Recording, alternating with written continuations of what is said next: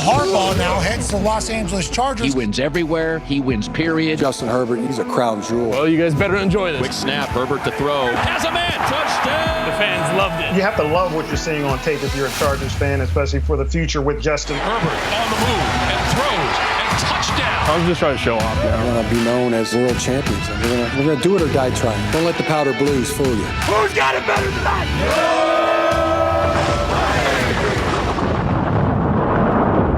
Well, good afternoon, folks. Welcome back to the Charger Chat. I'm your co-host, Wolldog, sitting with my buddy, Kev Huggin Duggan. Hey, guys. Good morning. And let's never forget Kyle the Coach Duggan. Welcome back, sir. People tried to forget me, and they tried. I see group chats going around of petitioning for Dave. Some slander. Who gets more slander these days, you or Quentin Johnston? It's debatable. Debatable. Who's taking more heat these days? No, Kyle the Coach Duggan or Quentin Johnston? Put it down in the comments, folks. Welcome back. We've got a hell of an episode lined up for you. We've got an NFL Mike Bolt of the Week segment lined up for you and an Ask Boltfam, and there's tons going around the league because it's training freaking camp. Dude, I was doing this outline. I was like, oh my God, there's so much stuff. What are we talking about? This got hard again. They got the click clack on. They got them click clacks on. Clickety clacks. So good to see. But before we get to any of that, we always got to wish this special lady a birthday. This is one of the OG listeners to the Charger Chat, one of the OG supporters. And we need to wish Karen happy freaking birthday. Happy we birthday, love you so Karen. much. Birthday, Karen. Thank you. Thank you for all the years of support and everything you've done for this podcast. We greatly appreciate it. And yes. And we can't wait to see you at Thunder Alley. Get another picture. Get our yearly picture with Karen. It's always on our checklist. All right, folks. Looking at the news, training camp is happening. It's here. They're doing it at the Bolt. Fans in attendance. It's been a great thing to see. One of the most recent things that was brought up was Alohi Gilman wasn't at one of the practices. Questions came up. Where he at? Where's Alohi? We got the Alohi crew. Where's Alohi? Apparently, he was at the birth of his child, said Jim Harbaugh. Baby girl, Congrats, I believe is what I heard. Yeah, congrats, Alohi, dude. That's amazing. Do you think that dad strength kicks in instantly? And now, Dude, he immediately got better against the run. Like instant. Yeah. His tackling percentage just went up a couple notches. Oh, for sure. And I think it has something to do with like less sleep, more just like blind rage at stuff. So I think he will 100% be a force to be reckoned with this year. Congrats, dude. Yeah. May lose some of his ability to read coverage, but he'll hit harder. Yeah, he'll hit a lot harder. He'll fly around. Dad does. Yeah. Yeah. All right. Well, as we said, training camp is happening, and it was just yesterday, right, that they started practicing with the pads, right? Mm-hmm. Monday. Yeah. So great to see these guys got their pads on. They are, and boy, the pictures are coming out of the hard practices. I've said this so many times, and I'm a broken record, but them wearing their full game unis to practice, I love it so much. Yeah. Yeah, it's pretty cool. I wonder if it's not very comfortable though. Like normally your practice jerseys are a little looser, a little bit more comfy fitting. I wonder if because even Derwin said that in one of the interviews over the offseason. He's like, yeah, it felt a little weird at first coming out in the game unis. I don't know. I wonder what the actual edge is going to be from wearing game jerseys at practice. I guess you feel like you look better. Like when you're looking at the look better, play better. Yeah, like when you're lining up for a 7-on-7, 11-on-11, and you look across and they have full get up on, you kind of switch it on a little bit more, probably. Mm-hmm. Totally. Well, and somebody was saying, I think it was JK did an interview where he's like, yeah, it's tighter on your legs, it's tighter on your knees. You got to it's just a different, you're running it's different. It's just a little different, but it's different. So he said that he did it in Baltimore. I guess that, of course they did. The Harbaughs both do it. So it's the Harbaugh way. If it works for them, it works for me. Yeah.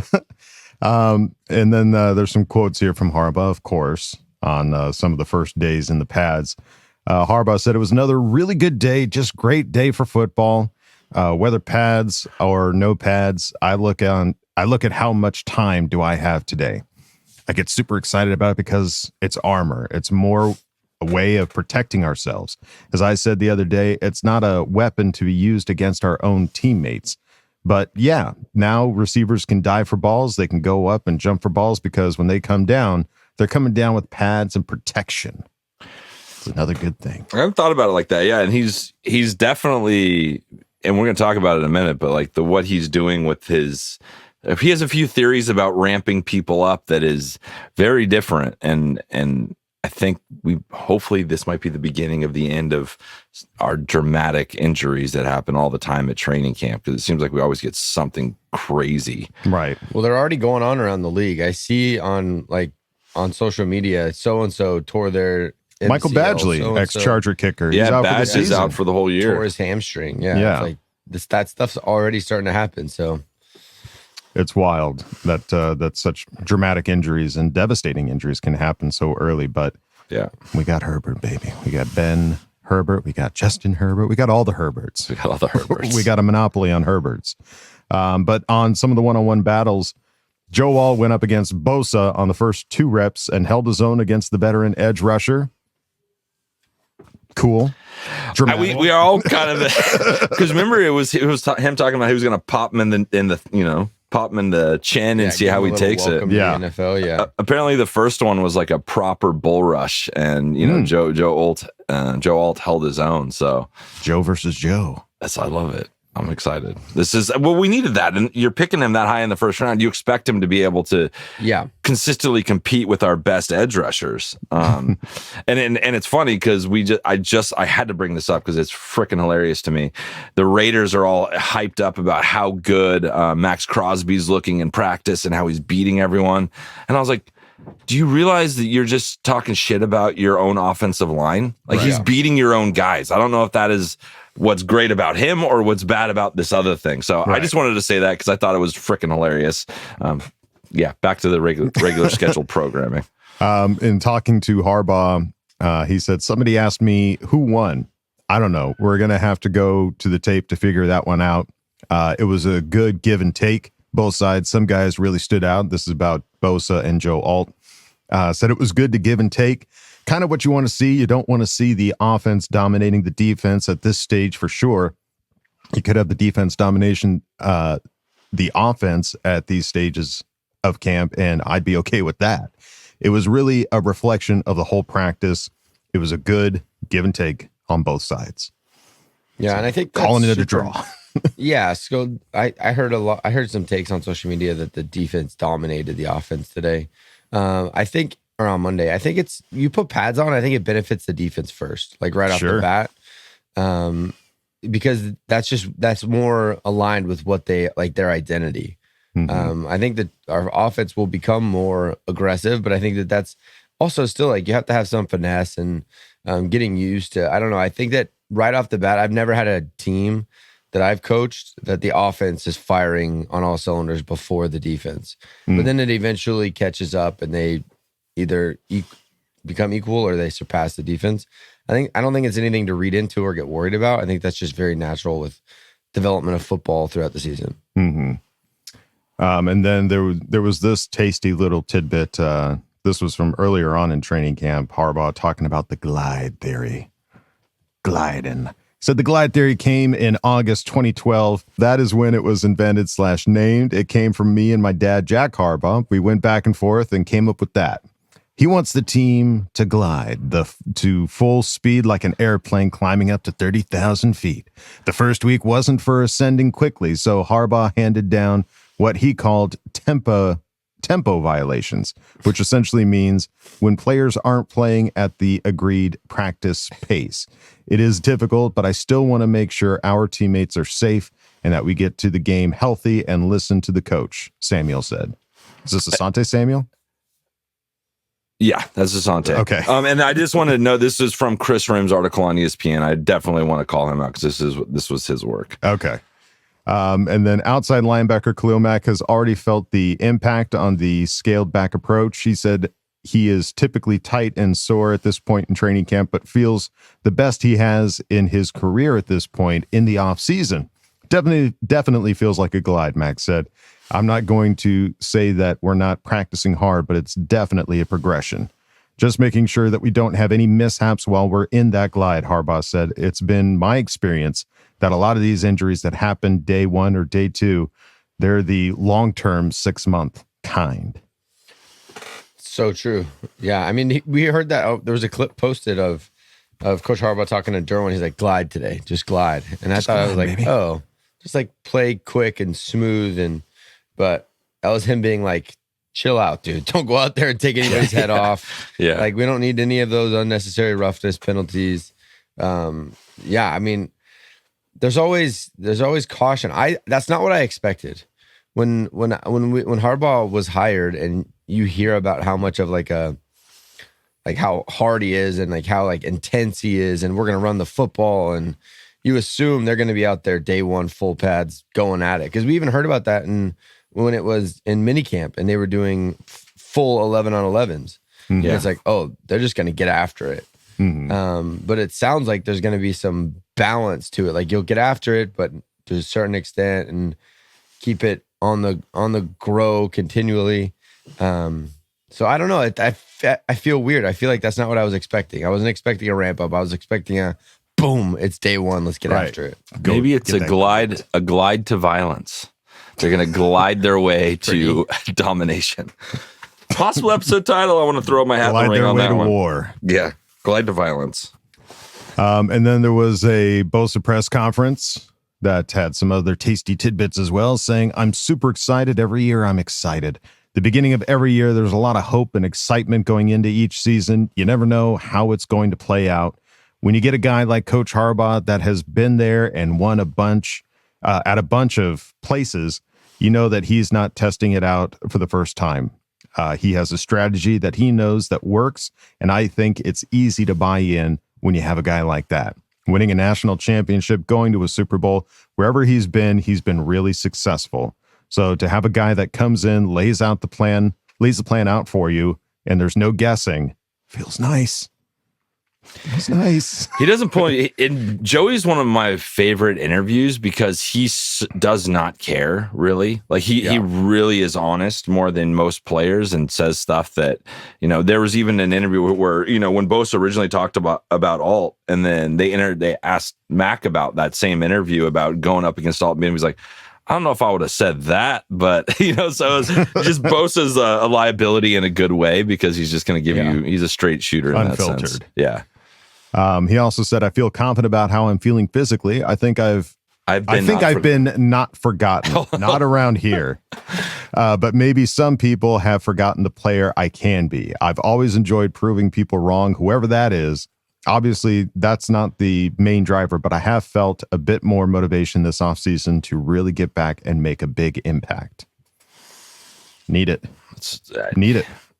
I'm not a hater, but I would love to be proven that, like, what I actually believe. It's like I never stopped believing Joey Bosa. I thought they were going to trade him because of his injuries and performance over the last couple of years. Yep. And that's probably what he's talking about, is the trade rumors. And but I just want him to prove us right. Like, go out there and kill it this year. Mm-hmm. Yeah. Well, I mean, he took a pay cut. Yeah. He restructured his contract in a way that was more friendly to the team. So nobody, you don't expect to see that from a guy like Joey Bosa, who you expect it to be at least a little bit more, not selfish isn't the right word, but hey, I got to take care of me. And this is the contract you guys signed. I mean, in fairness, a Keenan Allen type approach, where Keenan Allen didn't take a pay cut and said, this is the contract I signed. This is the agreements, the terms we agreed to. So if you can't make it work, then I think it's a Harbaugh effect, dude. Because I don't think Keenan had the investment in that as much as Joey did. Joey playing against him in college, Joey knowing what he's all about. I think if Harbaugh's not our coach, there's a good chance he's not taking a pay cut. Oh, never. I don't think he would have done that for Coach Staley, even a little bit. So I think it's just the fact of where we are right now with our coaching staff and the way we're all set up. So hopefully, maybe he just wasn't being challenged in the right way. And maybe that's what Coach Harbaugh and the staff can do to really kind of push him over the top. And it's just the health, dude. Like, he's always been a stud. He's had some mental lapses, and we all remember that playoff game. Like, that shit can't happen again. But, I'm sure it'll be a different situation under Coach Harbaugh. Yeah, and even with the injuries, I saw somebody posted a picture of him working with Ben Herbert after one of the practices on the sideline, like just staying after practice, just getting everything worked out. So, God willing, man, this guy stays healthy and just has a hell of a season. Yeah. But speaking of injuries, Chris Rim pointed out that Jim Harbaugh said that linebacker Junior Colson had surgery to have his appendix removed after discovering he had appendicitis. He isn't sure when Colson will be back. And that's not great. It's not great, but I have seen that he has been at least seen back at practice. Yeah, he was on the side yesterday, like going through some stuff. So the question, there's no timeline on this, on when it happened. And I think it's interesting because Harbaugh just had a press conference. Yes, he did. Where the previous day, and no shade, but Daniel Popper was, I think, pressing him like he was Staley. Coming back. He was kind of he kind of fell back into a Staley mode and really wanted to know about how these players were doing.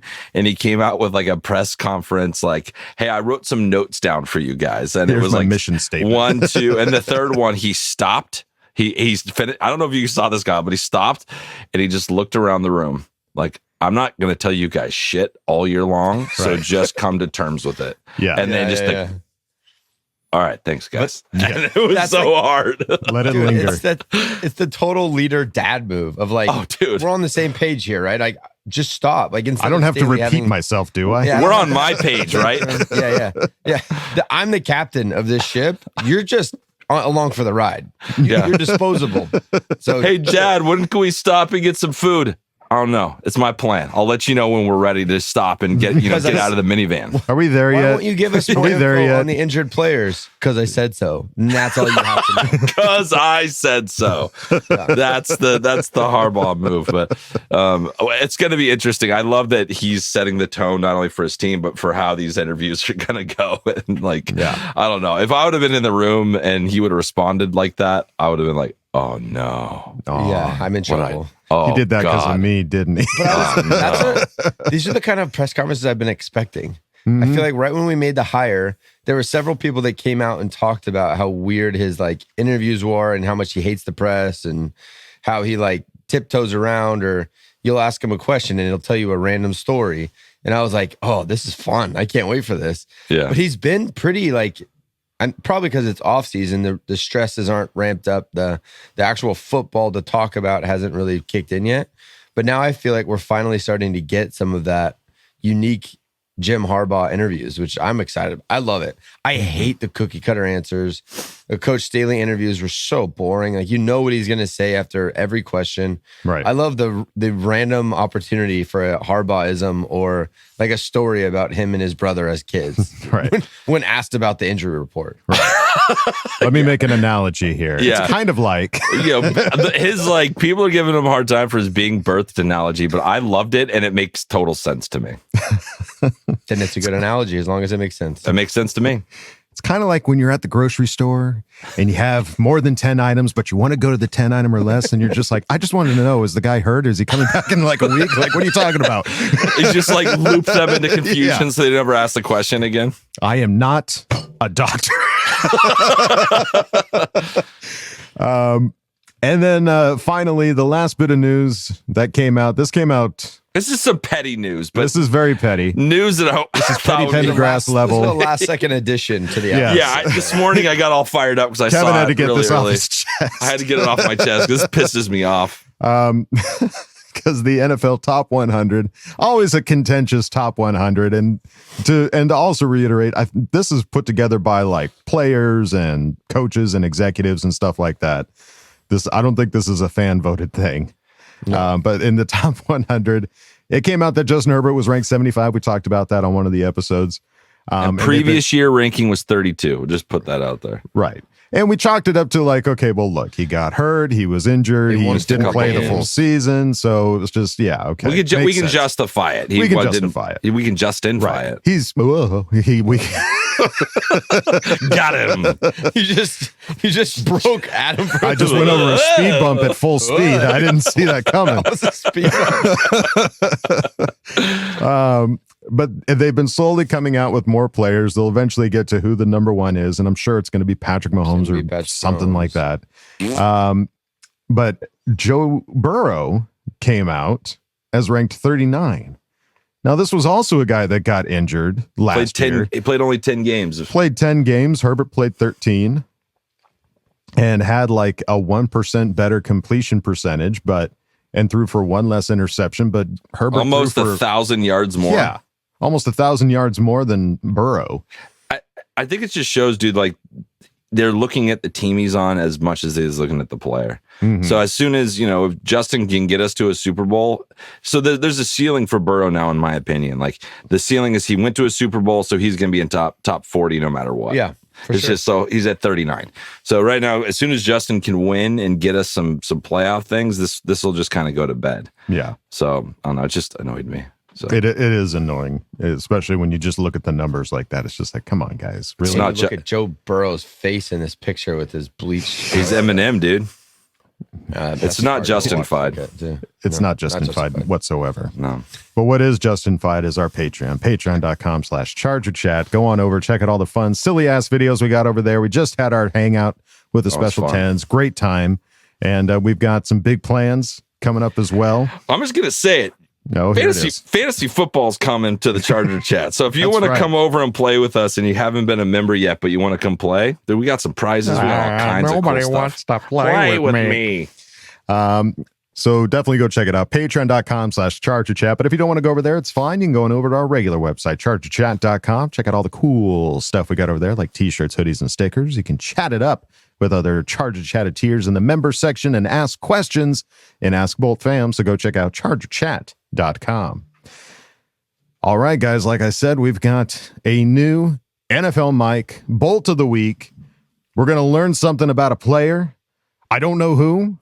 I'm going to learn just right along with you. So let's find out who is this week's Bolt of the Week. Charger Chat listeners, welcome to this week's Bolt of the Week. If you've never seen me before, hi, I'm NFL Mike, and I am coming on the Charger Chat podcast once every other week, bringing you guys a deep dive into a Charger voted on by you. And we're going to count up all of the votes in the comment section below, and that Charger will be featured in the next episode. So real quick, before I reveal this week's Bolt of the Week, I think you will all enjoy it very much. Don't forget to comment which Charger you want to see featured up next week or in 2 weeks. All right, this week to celebrate NFL training camp kicking off, and because I went to training camp, I got to meet some of you guys in person and got some suggestions from the Bolt fam directly to the source. Y'all want this episode to be Jim Harbaugh.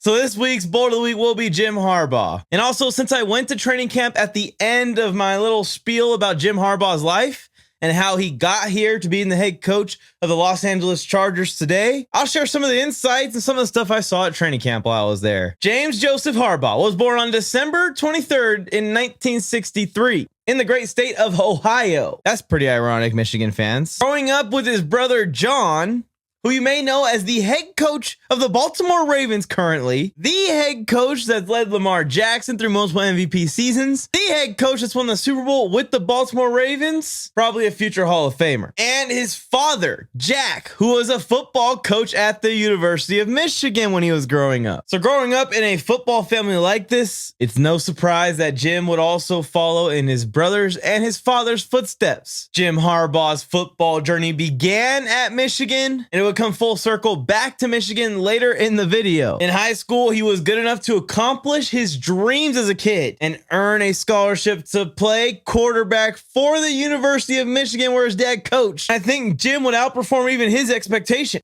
because from 1984 to 1986, Harbaugh would lead his team to the Fiesta Bowl and even be a Heisman Trophy finalist at some point. Following his college career at Michigan, Jim Harbaugh would actually be a first-round pick to the Chicago Bears, where he would go on to have a 14-year NFL career, playing for the Bears, the Indianapolis Colts, the Baltimore Ravens, and of course, the San Diego Superchargers. Harbaugh would bounce from a starting lineup to a backup role throughout his career in the NFL, but when he became a coach after his retirement, Harbaugh's legacy would really be cemented. His dad was now coaching at Western Kentucky, so first that's where he went to help his dad build a team over there, eventually catching the eye of the University of San Diego, and they would take a chance on Jim Harbaugh, hiring him as their head coach.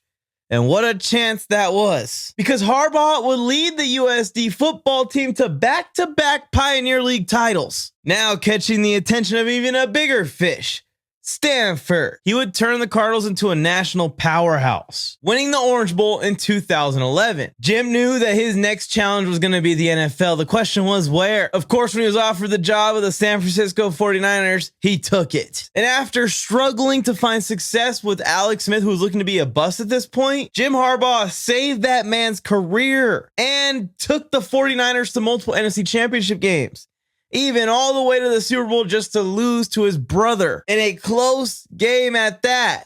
A game so electric, the lights shut out at a certain point. By 2015, that story I was telling you about had come full circle.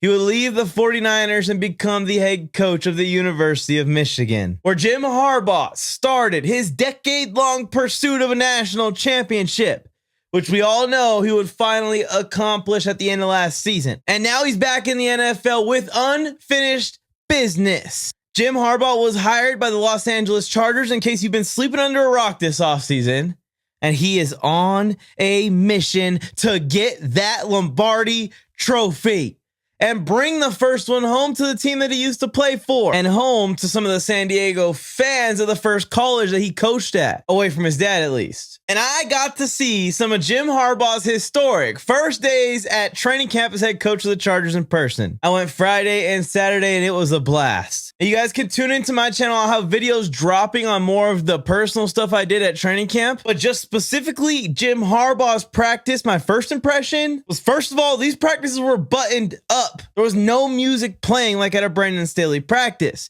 Every player, every coach on the field was locked in for the period of time they needed to be locked in. My second takeaway is that Harbaugh is helping Herbert become even the next level of quarterback. Herbert was near perfect. I think I saw him throw 7, maybe 8 incompletions max the entire 2 days combined. And like 5 of those passes were dropped by wide receivers or tight ends. And he was hitting all of his weapons. DJ Chark over and over again. Ladd McConkey, somehow more than DJ Chark. These two were going off. QJ was making big plays down the field even. We're seeing him hit Stone Smart for touchdowns over the middle. And Harbaugh's put an emphasis on keeping these guys healthy and ramping up the different players at different speeds, personalized based off of that player's needs. For example, he's made the point that the players that have to play in the preseason games in the next 2 weeks need to practice a lot harder and a lot more to get in shape to play in 2 weeks, versus the players that aren't going to see preseason action, or if they do, it'll just be the fourth quarter of a single game, probably late in the preseason. Most likely not until week 1 of the NFL season, which we're still multiple months away from. So why put the wear and tear on Slater, Mack, Bosa this early in the offseason? Why have them going as hard as they possibly can on the first day of training camp? It's not the middle of the season. They do not need to be in mid-season form yet. Harbaugh's theory, and I think Ben Herbert is probably the guy that is giving him the information here, that these guys could use a little break from the intensity that their bodies endure as NFL players. Makes sense. Let's hope that these guys can stay healthy this year. My biggest takeaway from the whole thing, seeing it all in person from a bird's eye view pretty much at the top of the grandstands, from the fans to the players to the brand new facility, the media, the social media content creators I got to meet while I was there. Everyone knows, and you could feel the vibe. We have finally given the keys to someone who knows how to drive stick shift like Jeff Gordon at Martinsville Speedway. I'll be back at training camp Thursday. If you guys see me there, say what's up. And don't forget to comment which Charger you want to see featured in the next Bolt of the Week. I won't make an executive decision this time. I'm gonna give it back to the Charger chat host, but first I got one question for all of you. Who's got it better than us? Nobody. Wow, NFL Mike, you're the man. Well done. Killed it. As This usual. guy can't miss. He cannot I'm telling miss. you, dude, I think he could have like an alternate career as like a professional wrestler. Like 100%. he could cut some serious promos, dude. No Yeah. joke. Just me trying to interview him on the side, and he keeps taking the microphone away, going, "Let me tell you something. Let me tell you something here." Sorry, we just watched a Macho Man documentary, and I break it out. Get it out of my head. It's roaming around. NFL Mike, that was awesome. And I'm so glad you got to go to training camp. I'm extremely jealous of all the photos that you got with all the other Charger podcasters out there. The director flew out. Like, I'm a little jealous. No, there's FOMO. I'm definitely having some serious FOMO right now. Big time, but it's all going to get fixed when that week one comes around. And we're all there for week one, baby. So, another just killer job, dude. Like y'all heard, put it down in the comments. Who do you want him to talk about on the next, not this next episode, but the next time he's on? 2 weeks from now, he's going to talk about another Charger player. Who do you want it to be? Put it down in the comments. NFL Mike, thank you again for another awesome segment. It's time now to go on to the next segment, Ask Boltfam. Yeah. Let's do it. Here you go. Time to put your money where your mouth is. Hi, guys. Go jam a thumb up his butthole. That's what you do. I wet myself in excitement. Oh, so hungry. Your thoughts are like totally appreciated. Catch you later, dude. Okay, love you, boy. That's right, folks. Time for Ask Boltfam, and we start off with Big Red Boltz fan, who asked the question. If a question be asked, it should also be heard. So say it the brothers and their third. And shortly thereafter, a press conference occurred, with the reporters' voices no longer being deterred. Dare I think, nay, dare I say, the Charger Chat boys hold such sway that speak into being their words just may influence the brass in such a huge way. Bravo, my friends, for achieving such power as to make the gods of social media cower at the might you wield as you do tower, like the sun doth shine brightly over a flower. All kidding aside, it is pretty darn cool that now a question asked is a question heard too, saving the necessity to call the team fools for not implementing such an obvious tool. K love you bye till the next class is schooled. P.S. Tell a raider a day to suck my butt. P.P.S. Is intellectual barbarism the coolest phrase ever or what? Suck my butt. Suck my butt. All right. Big Red Boltz fan. Yes, I'd be shocked if they were like, what? The Charger Chat guys want to hear the questions? Well, stop construction. We got to figure this out. Yeah. Get to the bottom of this. No, I don't think that was the case, but it is great to hear the questions being asked. I do wish they were a little clearer. It's funny. Adam, if you listen to our podcast and you appreciate sorry. Kevin, catch your breath. If you appreciate the quality of this show, it's because Adam's hyper crazy attention to detail and making it sound the best it can be. So he's still not satisfied with the quality of audio in that I'm just saying, you're throwing shotgun mics on the front of the podium and they work. That I will say that every now and then I do hear them, but there's a couple times where I'm like, is nobody running the soundboard? Like, I think forgot to turn the shotgun mics. I think the fader guy's not there when you get really pissed off. Oh man, just hire me, Chargers. I will ride that dial so well. I'm gonna get that shit tuned in. I'll be your minimum wage dialer, baby. An intellectual barbarism. Is it cool? Cool. Can you use it in a sentence? Is intellectual barbarism the coolest phrase ever, or what? Is the only phrase I'm aware of. I'm wondering why this popped up. I feel like this is like maybe Harbaugh said this somewhere and we might have missed it. I might have missed this. Yeah, be a bully. Be an intellectual barbarian. Yeah, be barbarism. Be or is that barber like a barber, like a hair cutter? Intellectual hair cutter? Keep it clean. Keep it clean. Yeah. Keep it out of your eyes. Yeah. Go ahead. Big Red Boltz fan. This is funny watching you guys try to figure this out. I was waiting for you to jump in and be like, Professor Kyle. I can't save you guys. I'm just listening. Let me see. All right. Big Red Boltz fan, thank you, buddy, for asking the question. We've been exposed. We have. Let's move on now to Marco DeLeo, who asked the question. The season bound to come. Finally, things are happening in our Chargers world. So let's bring this home and to a close. Final battle stage, SoFi Stadium. Arnold Schwarzenegger from Commando versus Sylvester Stallone from Rambo. Who and why? Tell us finishing move of winner. Finish him. Go Boltz. I have a very strong stance on this. I feel pretty good about my answer. So it's all in the language. So the problem is Sylvester Stallone from Rambo was hiding in the woods with a knife. If you said Rambo 2 with the bazooka and like the crazy dart, like he ends missile tipped. Rambo ends with him in the city just taking everybody down. But if we're comparing apples and you're right. No, you're right. He blew some shit up. Good point, Kyle. But if we're comparing apples and oranges, Commando, are we he comparing has apples and oranges? apples to apples, orange to oranges, whatever. Grapefruit. If you're comparing fruit,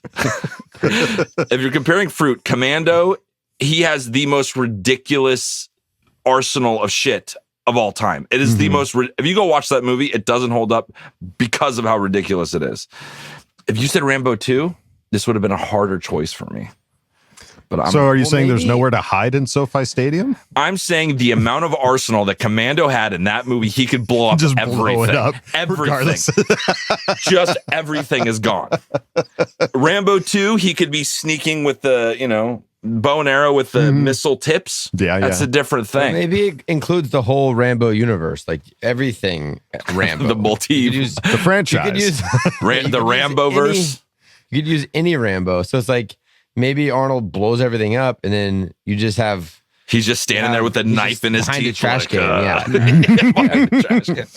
He falls out of a tree. Yeah. I don't know. I don't think it's as obvious as you think. Okay. I don't even know how that would go. What do you think, Adam? I'm trying to picture the fight because it's SoFi Stadium, so it's like there's nowhere for Rambo to hide. He hides in the forest the entire first movie. What if they were fighting on top of the stadium? Like it's that because that seems like if it's the final fight, which this is, I think Marco's trying to put a button on it. The final fight should feel like it's like on top of the If they're on top of the stadium, Commando kills both of them. He breaks the glass on the ceiling and they both fall through. And they fall to their If I can't win, no. If I can't win, no one can win. He prays his way to victory. Maybe he hits the ground second, so technically he wins. I think that maybe is the only way. He just hugs them and like lets a grenade pop and it just takes them both out. Yeah. I think that's a good way to end this off season of no winners as they just blow up together. I will side with Arnold just because I want him to win. I mean, I can do kind of a Sylvester Stallone, but but Arnold's just way too much more fun to do a voice of. So if I had to pick a winner, I'm picking Arnold. Yeah, I think Arnold's he has this square rocket launcher with 4 barrels. Dude, it's insane. It's like weapons that don't even exist that they made up for that movie. And he's literally carrying a full tree, like a log, just through. Yeah, he hurts people with he hurts people with trees and shit in that movie. It's just crazy. He's unstoppable. Arnold from Commando, I think, is the final answer. Yeah. Even if you took the whole Rambo verse. You can put all the Rambos together. I don't think they're beating him because he's willing to go down. Arnold 3 Rambos. 3 Rambos versus 1 Commando. All right. Well, there you go, Marco. The winner from the Charger chat says Arnold Schwarzenegger. So there you go. Go Marco. Chargers. Go Charge. Go. Marco, thank you for asking the question. Let's move it on now to Andrew Ramsey, who asked the question. We are back to Chargers football, baby. Bolt up. Any squad, any place. Bolt gang or don't bang. Who the hell comes up with these and how do we start a new one this season, LOL?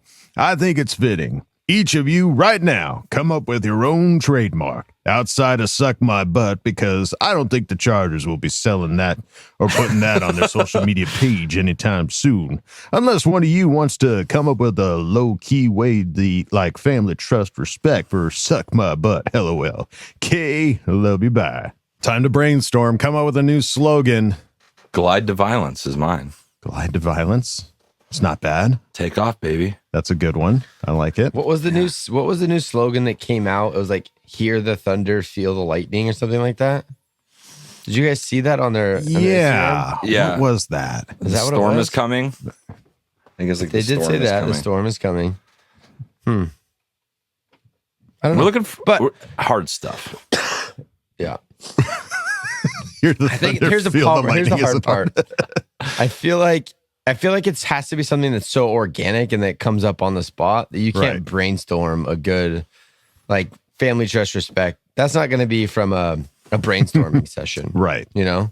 That's just when it happens. Whoever came up with that had a moment of just complete genius and clarity, and it was meant to be because it works for us, and they still don't know most of the time what we're talking about. Right, exactly. That is the perfect. If you can come up with something like that where it disses somebody without them knowing, that's the best one. Yeah. Well, yeah. I mean, the family, trust, respect is a play on F the Raiders. So suck my butt is SMB. So we just got to come up with something that starts with the letter SMB, and then we've won. And they will never even know that it's suck my butt. Sorry, Mr. Super Mighty Boltz. Super Mighty Boltz. Ooh. There you go. Super Mighty Boltz. Suck my butt. Kyle just had a moment. It just hit him. Super Mighty Boltz. We're the Super Mighty Boltz. We're the Suck My Butts. Kyle, that was great. That's the new. That's the shirt. That's the shirt. Much more organic. Super Mighty than that. Boltz, but we all know it's really Suck My Butt. Yeah. It's just like somebody like breaking through the shirt like that. Whoa! I just had a design idea. It was the visual that really caught me off. Jeremy Cersei, if you're hearing this, I'm calling you after this is over. It doesn't get much more organic than that. I mean, you're looking at like other things too, with like Harbaugh. You know, the who's got it better than us, nobody. But that's not Chargers specific. That's Harbaugh specific. Yeah. So. I don't know. Super Mighty Boltz, dude. Super Mighty Boltz. I'm all in. I just got so excited with that. It's on. There you go. Andrew Ramsey, thank you for asking the question. If you folks have other slogans or ideas in your head, put it down in the comments because I promise you we read them.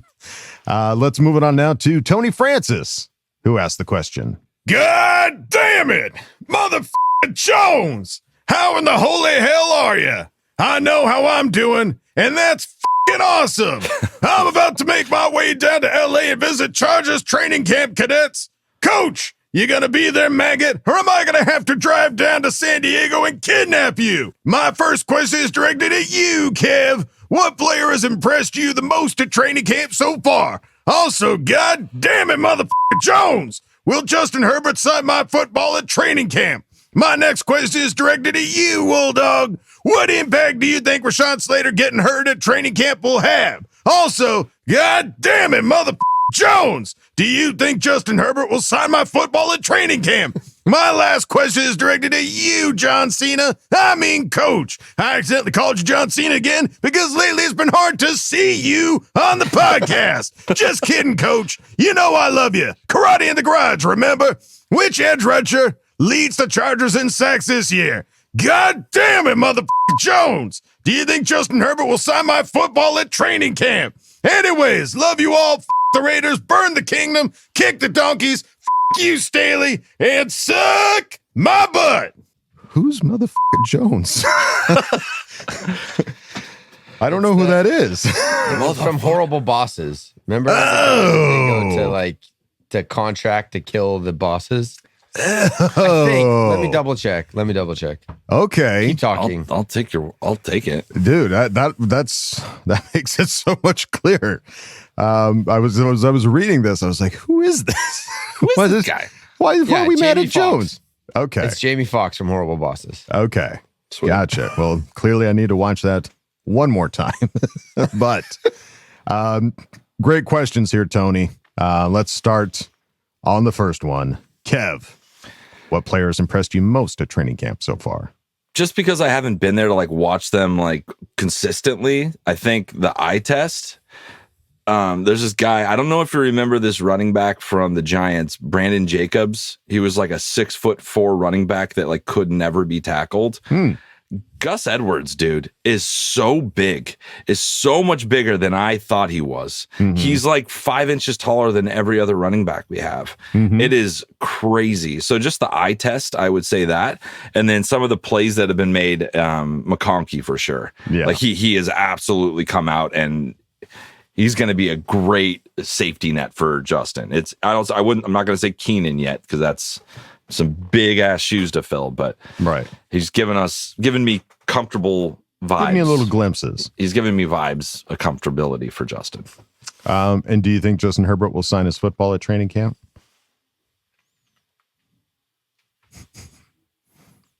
I just put it out there. Yeah, I think it's going to happen. Okay. I just put it in the universe. I just thought about it really hard, and I sent it to Justin. I felt it. Weird. Justin's never gotten any of those for you. I know. You never tried it's a selfless act. I usually ask for stuff. Jones. I usually ask for stuff for myself, but when I ask for other people, maybe it'll work. change. Yeah, Like, will you please come to my house for my 40th birthday? That didn't happen. It's not going to happen. I know it won't happen. It's not happening. Well, maybe It's not Tony here can yet. will that into your universe. Yeah, Tony. Hey, I willed you getting a ball cross sign. the Can streams. you will him coming to Columbia, Missouri to hang out with me on my birthday? That'd be great. Your birthday comes around. Bing bong. Ah, shit. Oh, my car just broke down in this cul-de-sac Honey, for some why do you reason. got to keep ordering shit from Amazon? You're really? I'm hoping. Justin. All right. The impact of Rashawn Slater getting hurt at training camp. This is something that happened. We didn't talk about this at the beginning, but Rashawn Slater did leave early in one of the practices, said he felt something. And so they had to kind of shift the line around. And I think they had Alt playing left tackle. They had Pipkins playing right tackle, and they had Jamari playing right guard. So if anything, it's better that it's happening now. Obviously it wasn't something that felt season ending by any stretch, but it's that opportunity. One of the things I think that's going to be really interesting about this line is the idea of how many different positions these guys can play. You know, having Alt, who was a natural left tackle at Notre Dame, is now playing right tackle, but you know, he can play left tackle. You have somebody like Jamari Sawyer, who had to play left tackle for Rashawn Slater when he went down one year and did pretty good, but he's also playing guard. And you've also got somebody like Trey Pipkins, who has been playing right tackle, but has also been reported as playing guard. So there's a lot of pieces that can shift around. And if there was a time for you to practice and figure out who can play in what positions, this is the time to do it. So for Rashawn Slater to get whatever the injury was, because we all know Harbaugh's not a doctor. Guilty as charged. Guilty as charged. This is the time to do it. And I think, if anything, can help the team deal with any possible injuries that can happen during the season. They can be prepared to know how to play in each of those positions. Well, and it was blown out of proportion because he played and he did one-on-ones with everybody. Yeah. So he was at practice and he just had like it looked like a knee, not brace, but like, you know, in college, all those college players have those giant fucking knee things on. It was like a mini version of that. So, but I agree with your sentiment. Cross-train everyone. Yeah. But I don't want to see Trey Pipkins right tackle ever. No. But if it's... Yeah, you gave a very weird wince, eye closed. I'm trying to be more positive about this. I had a friend, and it's her birthday, and she told me, I had a friend whose birthday it is, who texted me and said, Kevin, just remember, the guy that you are negative about is one of Justin's best friends. And I said, that is a good point. And I'm not going to talk about negative about him anymore, starting now. There you go. You're welcome. And do I think Justin Herbert will sign your football? I want it, but I don't know. He seems to spend a lot more time. If you have a kid, Tony Francis, and I don't know if you do or not. Hire a kid. Hire somebody. Yeah, you might want to hire a kid actor to come in.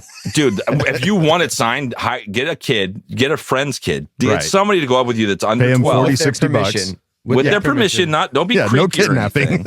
Actually, I don't condone this at all. I don't want to take away from the kids getting their signatures. I retract my previous statement. It's funny if it's in a movie. It's not funny when it's real life. But my sources say probably not.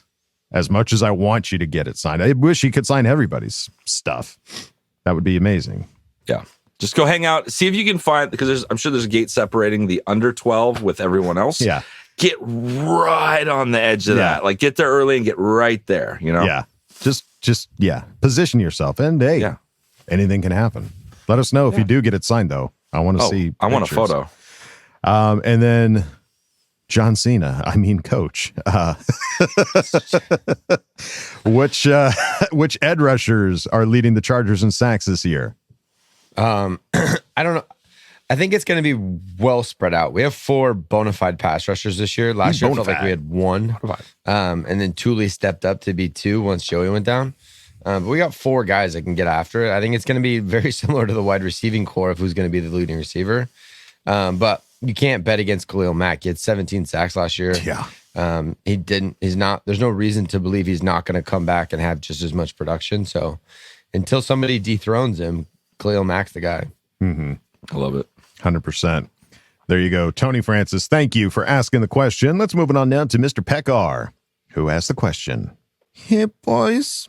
With everything going on with Herbert Squared, padded camp, QJ and Lad and everything else, I just have to ask with a minor tweak, who is more excited than us? BTFU, FTR, or suck mine butt, and K love you, bye. Nobody. Nobody. Nobody. Nobody. It's hard for me because the fact that all day long there's new Charger news like every single day, and I get like this weird thing where I feel like I need to see everything. So when I miss something, I'm like, oh God, what did I miss? I missed that clip. I got to go back. It's a problem. I got to work on that. We're in training camp too right now. Like this is not just for the players. We're getting back into this. Got to get into form. We're gliding. Kyle's gliding in. We're all gliding in. I took an episode off. I'm gliding in to be prepared for the regular season. I'm not used to checking the news every day. There's nothing there. You gotta warm up. Nothing there. I looked. Yeah, so I checked. That's not there. We're gliding. We're getting ready for it. Yes, more excited than ever before, Mr. Pekar. Thank you for asking the question. Let's move it on now to Amber Dorman, who asked the question. No question this week, but wanted to share how amazing and incredibly kind our quarterback is. My daughter painted a rock for Justin. We drove 8.5 hours, blew our tire, and stood in line for nearly an hour to get into camp. But it was all so worth it. Justin spent 30 plus minutes signing for all the kids. It was utterly beautiful chaos. As things were wrapping up, we got Matt Hankins to bring Justin the painted rock. He was so kind and appreciative. All right, so that's amazing. Just to point out, Amber posted pictures and she also shared a video, and she gave us explicit permission to share this. So I'm going to do that. So hold on to your butts. Even better. Let's go. All right. So first, signed jersey. Love it. He has the coolest signature, dude. Him and Harbaugh, man, have some really clean signatures. And that's some round one quarterback action, if you know what I mean. Yeah. This is a guy who knows how to sign. Yeah, he practiced. He knows. So there's the picture first of the jersey. Yeah. So sick. Here's the rock. Oh, that's awesome. So cool. Painted rock, bolt on it, Chargers, number 10, and a big old heart. Cute. So cute. And then the creme de la creme, the piece de resistance, is the video of Herbert getting the rock. Okay.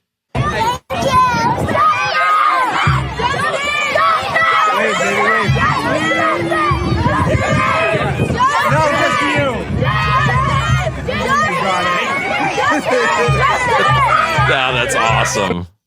That's awesome. That's awesome, dude. Oh my God, I love it. At first he was like, do you want to sign this? And they're like, no, it's for you. You keep it. We did that for you. That's so sweet. That is the sweetest thing. He can add it to his workouts when he's doing his shoulders. Hold the rock, man. Yeah. Hold the rock. Don't drop the rock. Oh, dude, I'm so happy for you guys who got to do that. 8.5 hours. I'm talking this Charger fan base, man, is no joke. 8.5 hours for a practice. Amber and your daughter, unbelievable. It's so cool that you guys did that. I'm so happy for you guys. Sick. Big time. Yeah, that's the sweetest thing I've seen all day. And shout out to Matt Hankins for also making that happen. 100%. Because everybody's just screaming, Justin! Yeah. You hear that? Justin! to actually take the time to see that we're not asking for this to be signed. We just want to give this to him. This is my daughter painted this. Oh, so sweet. So cool. So cool. Thank you for sharing that, Amber. That really is a sweet thing to share. But let's move it on now to OM Run, who asked the question. Is it just me, or is Herbert jacked? Lats for miles. I can't figure out if it's the uniforms are just tighter or Ben Herbert's whatever he does. I'm telling you, dude, it's those bands like that. That is going to check. Telling you, Delts, dude. I'm telling you, I've been saying I've it. been working on them. My range of motion's getting better. He does. It is interesting because at first I was like, jersey looks a little snug. But I think it is more They Justin bought him filling it out. Justin got his like back to school clothes and he came back and it just doesn't fit. He's like, you're wearing them. Go to school. Yeah. Hey, what do you think? Jerseys growing trees? Think gold jerseys are just lying around? Yeah. What do you think that we spent $275 million on this training facility and we can't get you a jersey that fits? And that's true. That's true. We're not buying you anything else. Get out there. I'm tapped. Hey, all right. What else do you want from me? Or he tried him on and that's what he wanted. He's like, Swole Patrol season. Soul Patrol. I wonder if it falls into that, like you were talking about with wearing the game jerseys, and they're like, it's a little more snug, it's a little tighter. You got to work. I wonder if is that something to consider? Somebody's masterminding this. And I'm it's just for everyone that likes Justin. It's all Herbert. part of the Just connecting dots here. That's all I'm saying. I'm not Just glide it on up. just gliding through this. The jerseys will slowly get looser. They Yeah. can breathe. We're just They start gliding into snug. You camp. got to wear them in a little bit. You got to loosen them up yourself. So there you go. OM Run. Thank you for asking the question. Let's move it on now to Daryl21, who asked the question. Hey guys, you need to meet the future Kitty Charger fan of all time, Max, as he watches Herbert highlights on only his second night here with me. Oh, hope they pop up. All right. Now, on to my question. As much as we dig Pomper's insight and articles, was it me, or did it seem like he pissed Harbaugh off a bit on Saturday's presser? Asking about Slater's injury 3 to 4 times seemed to be overkill, and I couldn't help but think what many of us were thinking. Pop, you're not dealing with Staley, bro. Hoo-ha. Saturday was fun, though. Met NFL Mike on the shuttle and got Dick of the Kicker's autograph, and damn, there were a lot of people. I hadn't been to a training camp practice since 2009, and this was much bigger and insane. See you Tuesday, guys. Caleb, you bye. Hoo-ha. All right. First and foremost, I need to share a picture of Max. I see it in the outline. One of the coolest kitties. Look at him. He's locked in. He's in. He is watching those highlights. Oh my God. I love this. My cats don't do this. Max, your cat is way cooler than my cats combined. Do you want to trade? Hot swap a kitty. A little meow meow. All right. And glad you had a great time at training camp. That's awesome. And glad you got a freaking autograph. Dick so of the cool. Kicker, dude. That's some good stuff right there. That's one of the best. And then talking about the popper presser where he just kept poking Harbaugh. Do we think that he's taken on the villain role? Like he liked it last year. He got a little bit of attention. And he's like, I'm the villain now. Buckle up. I'm the villain now. I could see it. I didn't understand the 3 times when he did it. I didn't understand it. Like he's trying to poke the bear. Well, he basically got Staley to kind of explode himself last year. Yeah, Staley snapped. Yeah. He snapped on him. So, I don't know if he's trying to do like the gotcha journalism kind of stuff or what, but I know he's just trying to get us, news for the fans and what's going on. But kind of when he looked at you that way that second time, maybe don't ask it the third time, Yeah. Dude, they have control of who's allowed into those press conferences. Very true. I don't think it's beyond like the realm of possibility of Harbaugh being like, yeah, you're no longer welcome here. Right. Like, you just I'm only going to say this once. Yeah. After that's why he came out with that little paragraph that he wrote about all the, I'm not a doctor. Okay. If I have something to tell, I'm going to tell you. Yeah. But otherwise, they're working through something. Next question. Yeah, he's not going to. No, the fact that he wrote down his 3 points to success on how he's not going to talk to you in the press conference. That's the first and last warning. 1, 2, and 3 should be enough for your 1, 2, and 3 questions. Yeah. So I love Pop. I'm not trying to talk shit about him, but we all heard it, and it sounded a little out of line, a little bit. Just a little bit. Just a pinch. Yeah, just a little bit. He's pushing the boundaries, though. Good for him. Well, Hopefully and it he's works not out. he's not dealt with a coach like Harbaugh. I mean, as long as he's been with the Chargers, I can't speak for any previous time that he's, been a beat reporter for other teams, but this is his first time dealing with somebody like Harbaugh. So learn pretty quickly. I mean, he's trying to get the news for us. That's what he's there for. So Sure. Yeah. We want to know what happened. Thank you for trying, but don't piss off Coach Harbaugh. piss off I don't want you Papa to Bear. get kicked out. Ease up on your main thrusters there, Popper. Thank you, Daryl, for asking the question and sharing the pictures. Love them. Let's move on now to Ulysses Pineda, who asked the question. Well, we meet again, my favorite bungholios. I have spent the majority of this week arousing myself with videos of training camp, interviews, and football activity. It is most definitely pleasing to have all this content again. Once we get into the season and we can get 2 episodes a week, climax will be complete, baby. I guess I have a question. Is it just me, or is this QB market out of control? Tua, Trevor Lawrence, and Jordan Love are now making what? 50 fucking million plus a year?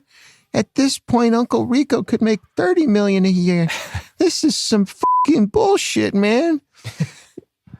It is crazy to think that Mahomes is now vastly underpaid, but he can still suck a rod. Do you think that in this present time, players are more focused on the money and being the next highest paid versus focusing on making sure that the salary cap can better the team as a whole? I don't like the way this trend is going. Well, I have missed you, and I'm really hoping I can yell, suck my butt with you at Thunder Alley this season. I'll be at the Chiefs and Ravens home games at SoFi. Anywho, with that, I bid you a farewell. And as they say, maybe 5 o'clock somewhere, but I like to say there's a butt getting sucked somewhere. Good day and a great week ahead. Chiefs, Raiders, and Broncos can all the way off to planet ass butt.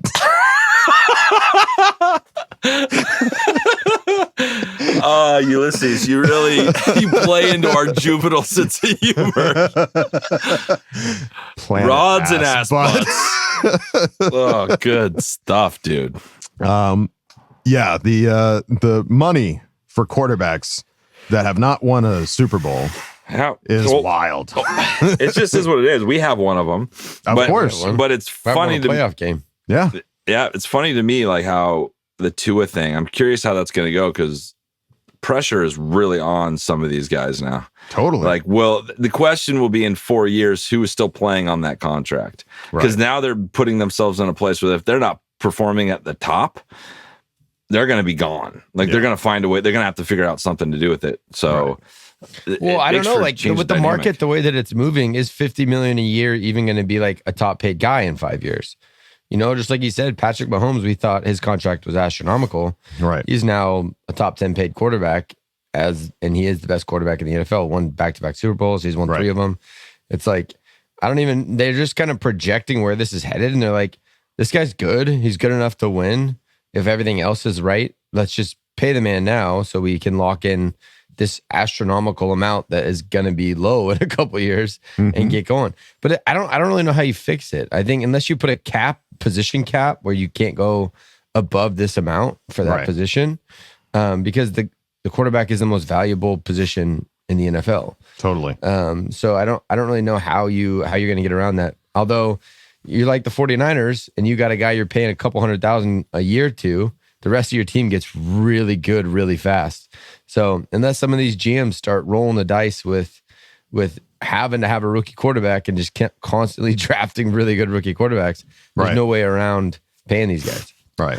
Well, it's also too like it's going to be a huge discrepancy. There at some point there's going to be a tipping point. Like for Justin is worth it in my opinion because it doesn't matter who's around him. He's going to elevate people and he's going to be clutch. some of these guys are on really good teams with really good supporting casts. And as soon as you pay Tua that much money, you're going to start losing some of those weapons that made him have good years. Jalen Waddles and like you're not going to have those guys. You're going to have what we have. We're going to have young guys that need to prove it. But who are you more comfortable with having as quarterback throwing to those young guys to have a great season? Justin Herbert or Tua?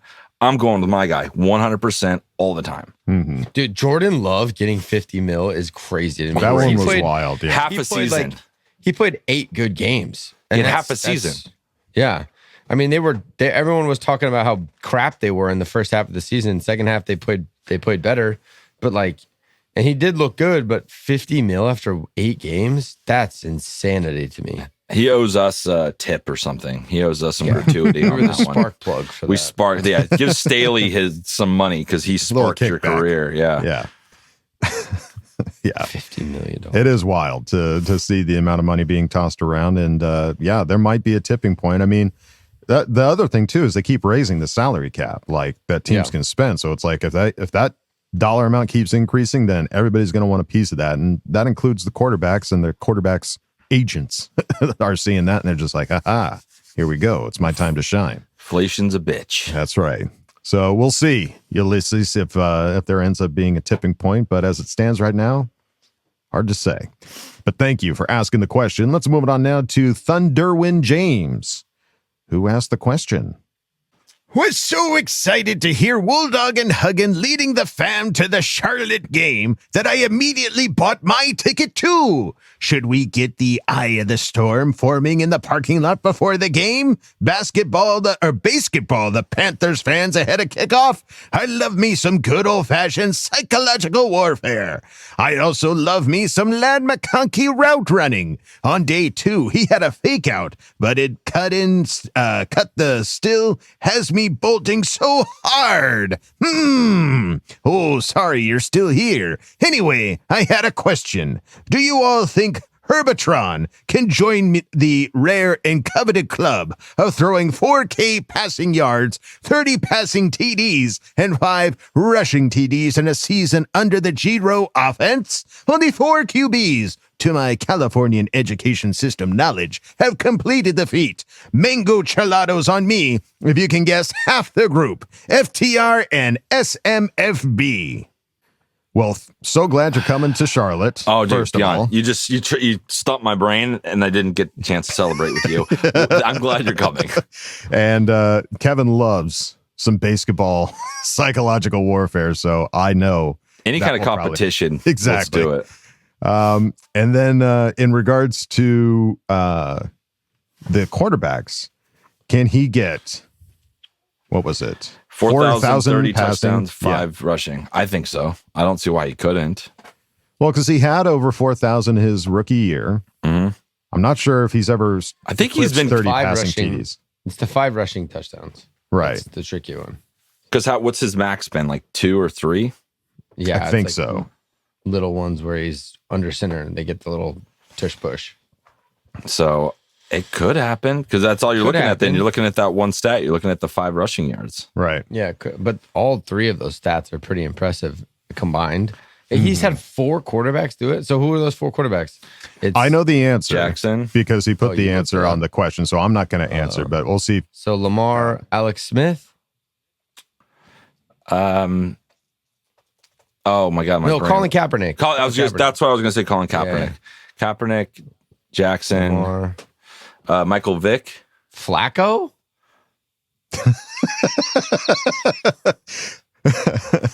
Wait, we only need to guess half. So there's only 5. We just guessed 3 of them. Michael Vick, Jackson, and what did you say, When did Kyle? Michael Vick play for Greg Roman? Does it have to be for Greg Roman? I don't think it has to be for Greg Roman. It's just at a QB that's had 4,000 passing. Only 5 quarterbacks have done it ever. Yeah. I was thinking of just Greg. All those quarterbacks they gave off were just Greg Roman. I would not have said Alex Smith if it wasn't. But that's interesting. A couple of them were Greg Roman, and I think a couple of them are legit besides the Michael Vick did it. So did those 3 make it? Colin Kaepernick, Michael Vick, and Jackson? Lamar? I'm double checking here. I'm checking his work. If Vic ever threw for 4K. Maybe not. That's a lot. Well, I'm going to say Patrick Mahomes then. We only need half of the Vic right answer to be right to meet this challenge. Okay. This was kind of a trick question. There are some other names, but is this right? 1 second.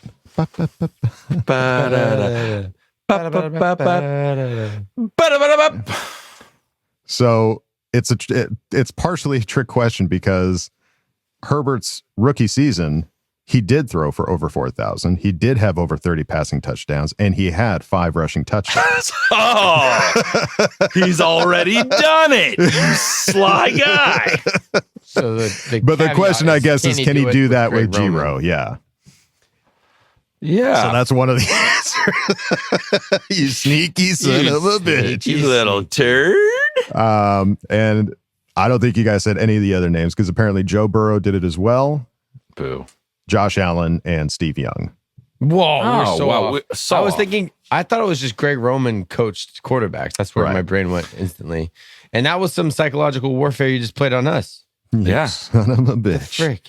I just saw that he put answers. I didn't check his work. And then as soon as I saw the names, I was like, wait a minute. Wait a Justin already did it. You son of a bitch.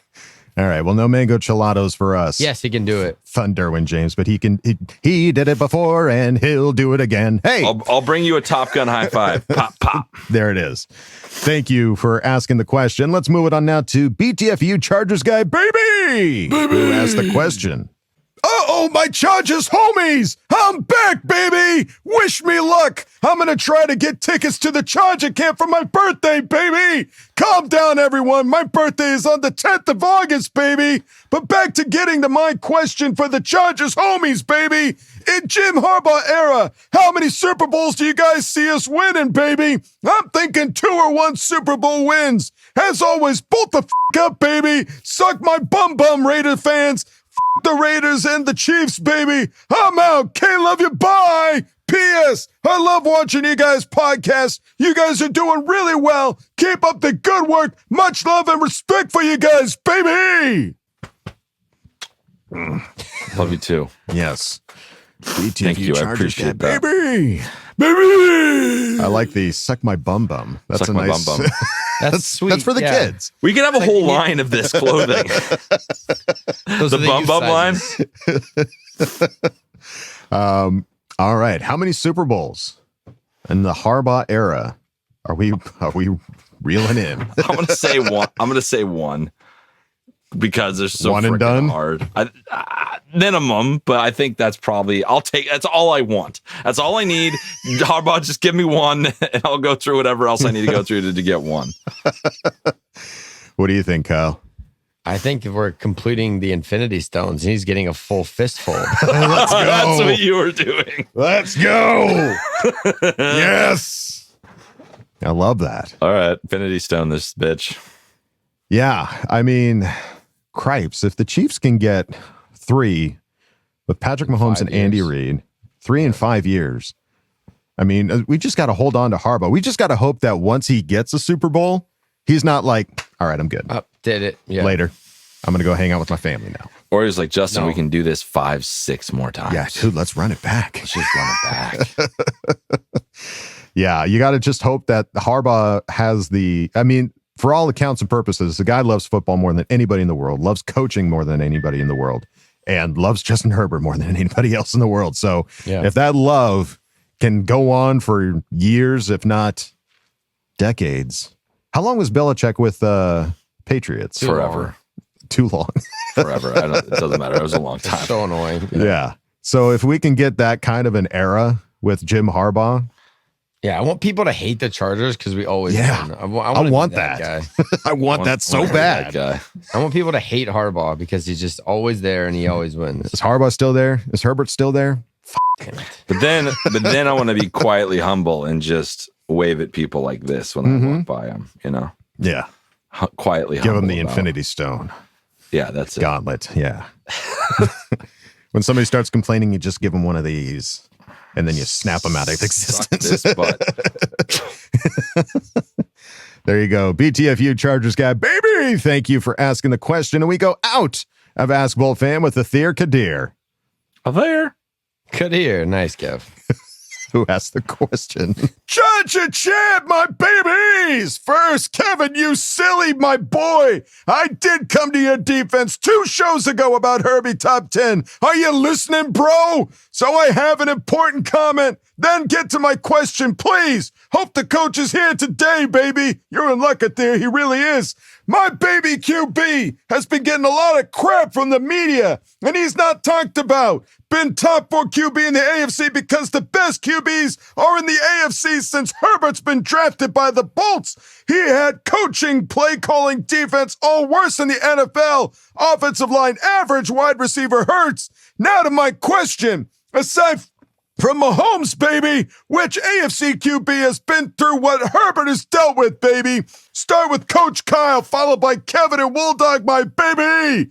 P.S. Herbert and Harbaugh after this year will tell these AFC QBs, suck my butt, Chargers style. Let's fucking go, baby. Yes, Herbert has been dealing with a lot of slander. Not all of it very warranted, to be honest. It's just silly shit. Yeah, it's the difference a year makes thing, man. It will.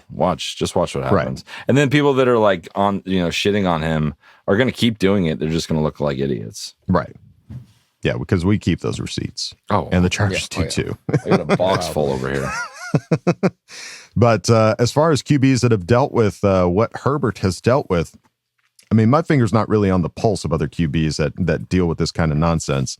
I've never seen turnover in the coaching staff like this, and like offensive coordinators and systems. Like he has a new system every single year. Right, 3 head coaches since he started. 3. Yeah. The only name that I can think of, which is really sad, that's had this kind of experience is Phillip Rivers. Oh, it's like, shit. Well, I mean, we had turnover, especially true. late in his career. Early in his career, we were great. We had the number 1 defense, number 1 offense. Yeah. Marty Schottenheimer, it was great. But ever since then, it's been Norv, Mike McCoy, Anthony why are we Lynn. underperforming like this? Like, what is going on? Mm-hmm. And a turnover in a lot of the coaching staff. So I don't know where you could say this is an elite quarterback that's had all of this going on around him at the same time. Mm-hmm. I think that was a good point too, is like, having a really terrible defense for Justin. The worst one in reality was Phillip Rivers having the worst special teams that kept that team being the best team ever. Mm-hmm. Yeah. So I think that's comparable. But I can't think of anyone else that's been playing at the level that he's playing at. Right. With the accolades that he's gotten, with what's happened around him. Right. It's crazy. Yeah. He's the eye of the storm, dude. He's just right there in the middle where it's all clear and everything else is spinning around him. And hopefully somebody will come in and, fix that up. Yeah. That somebody's definitely going to be Harbaugh. Hopefully he's in the building already. Yeah. Yeah. What am I talking about? Yeah. The plane has landed. He's not gliding anymore. He's landed. He's there and he's making a difference. But yeah, like the stat that we shared multiple episodes ago about comparing how many points Herbert has scored versus how many points the defense has allowed. You cut that thing, by 3 quarters. We're talking a whole different ball game here. Oh, yeah. On the defensive side, because Herbert's talent is just incomparable. But you have a defense that allows as many points as they have, which is also still mind scratching because you've got playmakers on that side of the ball. But they're just, whether it's a formation thing or scheming. Scheme was bad. Yeah, it's rough. So it's a lot more exciting now to hear from people like Khalil and Joey and Derwin and, just captains on that side of the ball being like, it's easier. We get it. We're bought in and this is going to be fun. This is going to be a good time. So really looking forward to the season there, Athir. Thank you, buddy, for asking the question. And thank you, everybody, for asking questions in Ask Boltfam. We greatly appreciate it. But that's going to do it for this episode of Charger Chat. Any final thoughts, gentlemen? We're gliding. We're gliding. We're gliding. Dude, gliding to the season. It'll be here before we know it. Preseason football here this week. That Hall of Fame game. Yeah, and then we have days. the Chargers play a week from Saturday. I know. God. Dude, I got some sad news on that. Like, I'm going to have to watch the game after the fact because I bought myself a birthday present and I'm going to a concert. Without looking at the Chargers preseason. Well, I bought these tickets like 8 months ago. I was like, I gotta get something for myself. So I'm going to the Blink-182 concert on the On the 10th. And they start right when the game starts. I might be just like on my phone watching the game in the stadium the whole time the band's playing, but don't waste your time on me. Yeah! Yes! Touchdown! All right. Well, there you go, folks. That's going to do it for us here at Charger Chat. Don't forget to bolt up because we're ready for any squad, any place. Okay, love you, bye. Okay, love you, bye. We love you, bye. And now, a word from our sponsors. Super Mighty Boltz. Super Mighty Boltz. When danger strikes, who will save the day?